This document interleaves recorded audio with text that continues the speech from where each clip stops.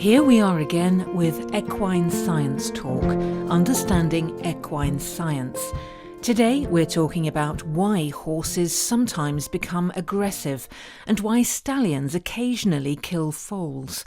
What's really important to understand is that horses always have a reason why they're aggressive, and they're never just naughty. It may be that the horse is not well and is in pain. That's a common cause of aggressive behaviour, but horse management and training are also very important factors, and that is what we will be discussing. Let's start with horse management. There are a lot of management problems that can then cause aggressive behaviour. One of the most frequent and crucial of these is a lack of space, especially, of course, when the horses are kept in groups. This is not just about the space itself, but more importantly, it's about the possibility for the horses to get out of each other's way. A few studies have shown that horses that have free access to turn out on a pasture show less aggression than groups that don't have this opportunity. That said, there's also evidence that horses can cope with temporary limited space as long as there isn't a shortage of resources. That means food, water, and shelter. We see this in the natural situation in which several groups of horses might drink peacefully together in a very limited area, as long as they can spread out again afterwards. If they can't spread out, the aggression level between the groups rises exponentially. It's therefore important that we avoid narrow spaces, and it's recommended that an enclosed area, such as for resting and sleeping, has several exits so that the lower-ranking horses don't necessarily have to go past the higher-ranking horses. Angles narrower than 90 degrees should also be avoided, because the lower-ranking horses can get trapped in these corners by the higher-ranking horses, and that can lead to injuries. It's also important to avoid having narrow paths or passages, for example between paddocks, so that there's no crowding and the chance of injury is minimised. Apart from these factors, resource shortages should also be avoided. That's to say, regardless of the group size, there should be a number of feeding and drinking places, and these should be arranged such that horses can approach and depart from several different directions. And how this works within the group is regulated by the hierarchy, and horses need social contact so that they can establish this hierarchy. As we know, horses are social animals, and it's absolutely essential that they have contact with others of their species. If they don't have this social contact, they often react with aggressive behaviour, both against people, which of course can be very dangerous, as well as against other horses when they eventually come into contact with them again. It happens all too frequently that horses don't learn how to behave in the social group, and for this reason it's crucial that young horses are kept in groups both with other horses of their age as well as with older horses that will teach them the rules. That brings us to the subject of training. Not horses training each other, but people training horses. Here we find over and over again that timing is the most important factor. That means how fast and how consistently a trainer responds to a behavior by the horse. If this response happens within 2 to 3 seconds, the horse can make the connection between its action and the response. It understands and remains calm. If this doesn't happen, there may be increasing levels of aggression in the horse. To identify the reason for aggressive behaviour and training more precisely, we need to distinguish between defensive and offensive aggression.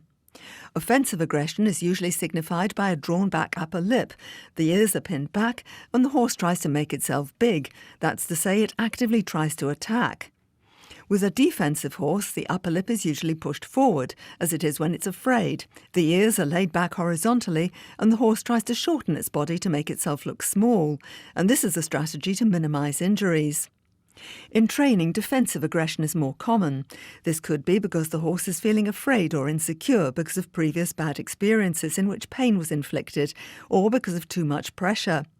If the horse feels it's trapped and there's no way out, defensive aggression can become offensive aggression, or the horse may lapse into a state of learned helplessness.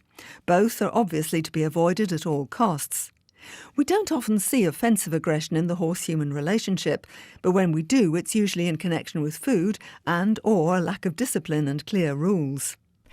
Most of us are usually working with domestic horses, and these have a much lower aggression level than semi-wild horses, such as Przewalski's horses. In this case, the foals, even if they are raised by humans, retain this potential for high levels of aggression, and they can display this towards humans.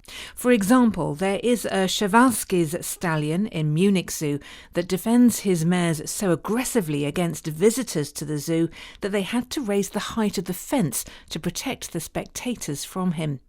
In wild living groups, we also see some very serious fights between mares as well as stallions that can even lead to one of them being killed.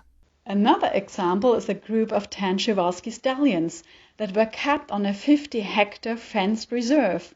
But these 50 hectares weren't enough to keep the aggression level down over the long term.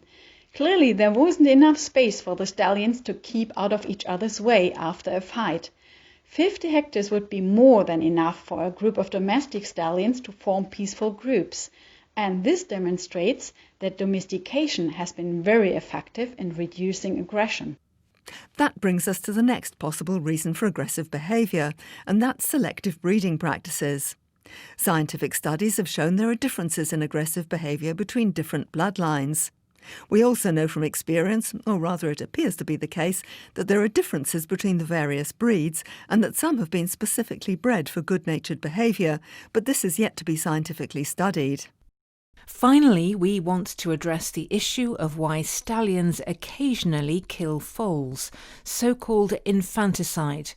We hear all the time that stallions do this to remove weak, unviable foals with little chance of survival, or to increase their own reproductive success, in that they kill the foals that were sired by other stallions.